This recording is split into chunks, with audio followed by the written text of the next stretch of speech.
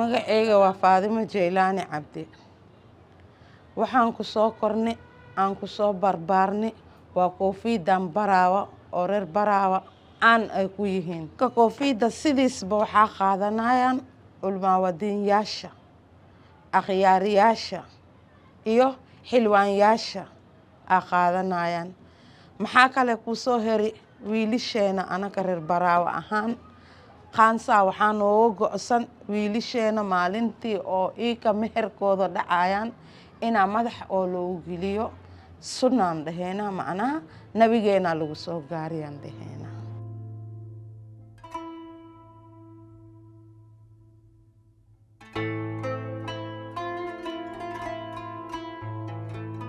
waxyaalaha badan waxaa aan ku nahay koofiyada Baraawe iyo muufada Baraawe iyo aana Baraawe.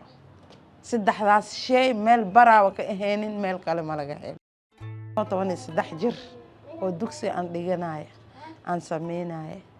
dugsiga markiin aadayo subaxdii afka hore quraankee markiin ka baxaayo ka bacdi macalinka hadan aan u tagay koofiyadeedaan qaadanayo. haweenka aa u badan iika loo talagalay maamooyinka iyone gabdhaha yaryarka waa ku indha furanayaan waa baranayaan. walaahi dadka ma qiimeynayaan waaba baaba'ayba. marka hadda heloogiisa cariiri ah. waagihii hore markii oo nabad jiri waa la dhoofi jiray Sacuudi oo xilligan oo kale hadda oo xidka ah oo dadka xidka aadayaan gurigaada lagu imaan jiray. laakiin hadda waa qiimo dhacay, waa qiimo beel.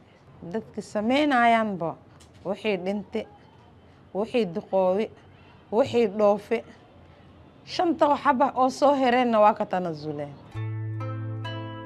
magaalada dhanba feegalee buux. kan in la helo cariiri waaye kunkii qofood hal qofood in laga helo. laakiin meel walba feek le taagan, meel walba dukaan walba feek le saaran.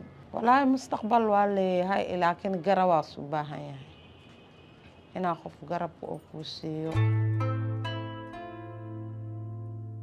laakiin haddii adig garab lahaynin ma dhaqaaqi kartaa? hal qofna wax ma qabi kartaa? adduunkii waa saas.